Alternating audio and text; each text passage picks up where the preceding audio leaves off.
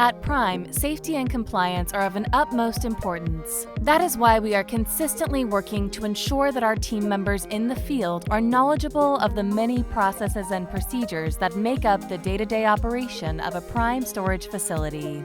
This video has been developed to provide property managers with a step-by-step process on how to safely and accurately cut a disc lock off of a unit.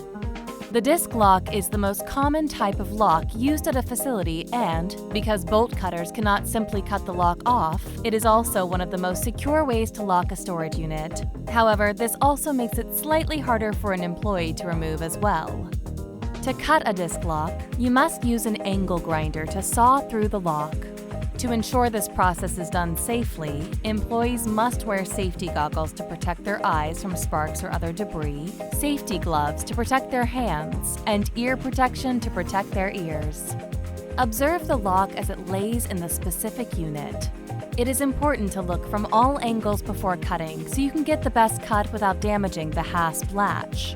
You are going to cut down on the top of the lock, avoiding the hasp latch as much as possible. With our safety gear on, it's time to cut the lock.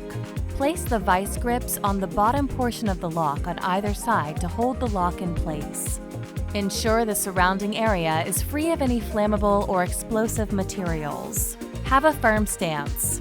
This way, you eliminate the possibility of wobbling or losing your balance. Holding the angle grinder firmly with two hands, turn on the grinder and proceed with cutting the lock by positioning the angle grinder at the top of the latch. Take your time grinding through. Once the lock separates, the lock and the latch will fall to the ground. Make sure not to touch the drilled out lock. It will be hot. If you need to move it, kick lightly with your shoes. The process time can vary.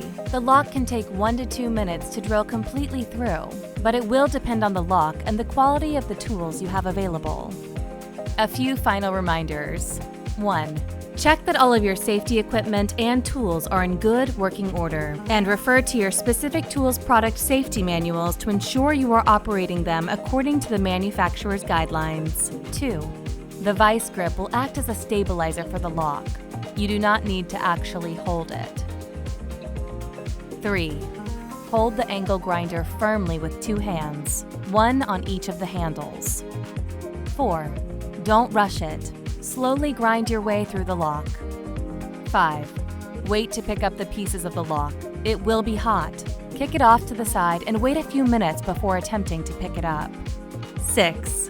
If you have any questions or are unsure of the process, ask your district manager or senior general manager for additional guidance. Remember, if you ever feel unsafe, stop and ask for assistance.